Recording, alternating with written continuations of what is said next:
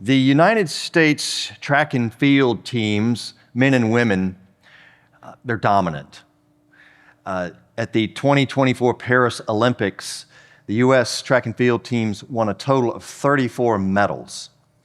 The next closest country won only 11. But there's one event that bedevils the U.S. team, and it is the 4x100 meter relay race for the men. Despite having, this is my opinion, but I think it's the correct one, easily the best collection of male sprinters in the world, it's been 6 Olympics since 2000 that the U.S. team won a gold medal, and I believe since then it's only medaled one time. In most of the Olympics since then, they haven't even really finished the race. What's the problem? I've read about this, paid attention to this. At the 24 Olympics, dropped the baton. What's going on? Why we have such trouble? It seems to me, from what I've read, that there are 2 major problems. Number one, the men who run the 4x100 meter relay race are primarily sprinters individually. They run the 100 meters or the 200 meter. Those are their main events. And so they're not really trained, they're not really used to running a relay race. And that leads to the second problem, which is just team chemistry. They don't actually practice this much. This is not the main event for them, even though they're almost always the favored to win. But again and again, the U.S. men have dropped the baton. St. Paul is very, very concerned not to drop the baton. As you've been hearing over recent weeks, 1st and 2nd Timothy, we've called this series Letters to a Young Christian. It might as well be called Letters to Someone Who's Like My Son, the relationship between Paul and Timothy being so close. Over and over again, the theme is, I am passing this baton of Christian ministry and witness and leadership onto you, Timothy, and I want to pour out everything, every last thing I can think of before my own execution so that you will be successful. Why? So that you will pass the baton on. And then those you pass the baton on themselves will pass the baton on to others. We are today in this beautiful, beautiful section of the 4th chapter, the very end of the 2nd of these letters. I think when we hear these verses, we go, oh, right, this is some of my favorites from St. Paul. I have finished the race. I have kept the faith. He's already said that he's nearing the end. Paul is writing from prison in Rome. Timothy is a key, although young, church leader for the churches in and around Ephesus. Paul says, I'm already being poured out like a libation, like a sacrifice. Indeed, he's using sacrificial imagery here, straight out of the book of Leviticus, when you poured the blood of the sacrifice around the base of the altar. And Jesus himself uses this language, this is my blood of the new covenant, poured out for you. Paul has lived this kind of cross-shaped life himself. His life has been utterly and completely poured out since his conversion on the Damascus Road.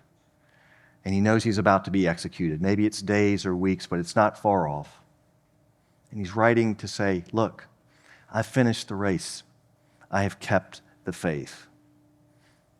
Timothy, I want you to take this baton and I want you to run with it. You run the next leg. And there's going to be somebody in front of you and you're going to hand it off and they're going to run the next leg. It's almost cliche to say that when people approach the end of life, very rarely do people in their final days or weeks say things like, I wish I had worked more days. I wish I had striven harder for a promotion, or wish we lived in yet a bigger house or taken even more, exotic vacations. In my pastoral experience and extensive research on what it is that people think about last, it's primarily 2 things. Did I live into the highest purpose for my life? Did my life have purpose? And number 2, did I love the most important relationships, the people closest to me, with all that I have and all that I am. Purpose and relationships. So I'm going to just digress for one quick second and share a personal relationship that I have. Wanda is a member of the church that I used to serve in Nashville. Wanda is 102 years old. And I've loved her since I first met her and her husband, Eddie, who passed away probably about 15 years ago. Wanda lives on. Wanda is one of the strongest people I've ever met. You always know where you stand with Wanda. Fortunately, I stand on her good side. Wanda loves to text me about the Astros because she is a huge Yankees fan. And even, I know, don't hold it against her. Even into her late 90s, Wanda by herself would travel to Florida to go to spring training to watch the Yankees. And very often, and several times during the season, would travel to some game, away game that they were playing to watch the Yankees. And she loved that I had become so quickly an Astros fan and to give me grief, although I think I've won the battle between the Astros and the Yankees more recently. Anyway, I texted her this week and I said, hey, Wanda, I'm going to be preaching on 2 Timothy 4 about Paul's last days. And I know Wanda well enough to do that. I said, I'm wondering if I can share, what are you thinking about? She's 102. And so she texted me back, and I'm not going to read it all, but she just reminded me of her backstory. She says, I was an orphan when I was 5 years old. Had two sisters. One was 13 years older than me. The other was 15 years older than me. At 5 years, Wanda really was by herself with these two much older sisters, growing up in Fargo, North Dakota. My father was a Cherokee. I was a half-breed in those days and in that town. She remembers her first priest, Father Benjamin J. Walker. As she says, I told you one time I was poor as a church mouse growing up, but I knew I had a brain. And then I knew that I was loved. And the foundation of my faith, love God with all your heart, soul, and mind, and love your neighbor as yourself. And I have tried to live that out, she says. She says, I was an ugly duckling. And she's not. She's striking looking, actually. She says, but I knew I was loved, and I loved fiercely. And indeed she has. That's somebody who's thinking about the right things at the end of her life and giving gratitude for her remarkable pilgrimage from being impoverished in Fargo, North Dakota as an orphan child to living a great life in Nashville, Tennessee. What can we learn from somebody like that? What can we learn from Paul in his letter to Timothy, the second one? What matters most in life? What really matters to Paul is, has he fulfilled his purpose? Has he invested everything that he has in the most important relationships that the Lord has given him? And so when he's thinking about the end of his life, this is important, y'all. He's not thinking about success. He's thinking about succession. It's not about success. It's about succession. To whom are we investing the grace of God we've received undeservedly into others? Is it friends, children, brothers and sisters here in this community, in your neighborhoods, in the city around us? What is it that sort of crowns life as the good life? What is that? Of course, we live in a world that thinks it looks like this, being the first one to cross the tape. What are the crowns of this world? We all know what they are. It's a list that we share all the time in the life of the church. Again, being successful, moving up the chain, moving up the org chart, accumulating more and more. Again, this is not to be critical because those things are not unimportant. In some ways, I'm a big fan of the capitalist system. But in the end of the day, they all fade away and have no eternal value whatsoever. And so the real purpose of life isn't this, though everything in society tells us it is. What I want to suggest to you that the real purpose that you have looks like this. Not success, but succession. So what I wanted to do was just ask you a practical question. Can you think of somebody, just even one person right now, in this moment in your life, where this is what's happening? Where you're passing on the baton of faith. And by the way, let me get this straight. I'm not talking about don't drop the baton because, that'll make God mad. I dropped the baton this morning. First thing, my car didn't start. I just asked Susie how I handled that. That's not what I'm talking about. I'm talking again about sort of the purpose that we've been given to love well and love faithfully and share that with someone else. What does it look like, practically speaking? This is a common question that Episcopalians have. I don't know how to do this. Isn't that what we pay you clergy to do, to share the faith?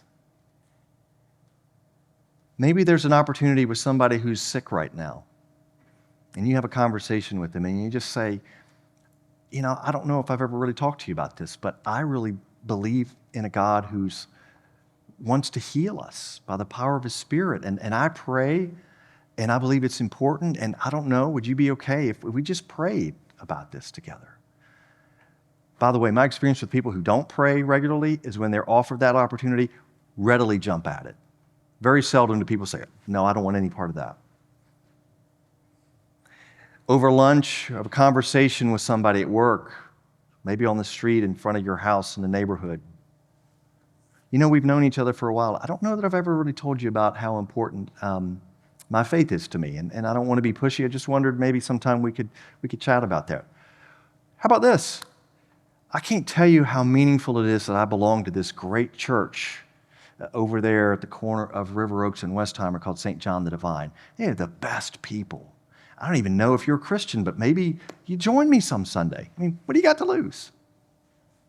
And then, of course, there's the more serious sort of succession work that we do, again, with our spouses, with our children. One of the highest compliments I think I've received in a while from one of my sons on a Sunday morning, as soon as I got home from here, texted me from where he is in another state to share something he heard in the sermon that day, because he got up and went to church for the first time in a new place. And I thought, that's passing the baton. Is there somebody right now in your life that God has put there for a reason, so that you would pass the baton of faith? Paul ends this section, chapter 4, verses 6 through 8. Now there is in store for me the crown of righteousness, which the Lord, the righteous judge, will award to me on that day. And not only to me, this is not just about Paul.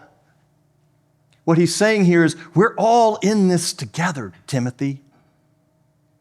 Again, I've had the great good privilege to be the unworthy recipient of the gift of grace. Paul, who was persecuting the church, utterly transformed over these last 25, 30 years. And I had the great good privilege to meet you on one of my first missionary journeys. You remember that, when I met you and your mom and your grandmom? And we've spent all this time together. We've spent time apart. We've shared letters.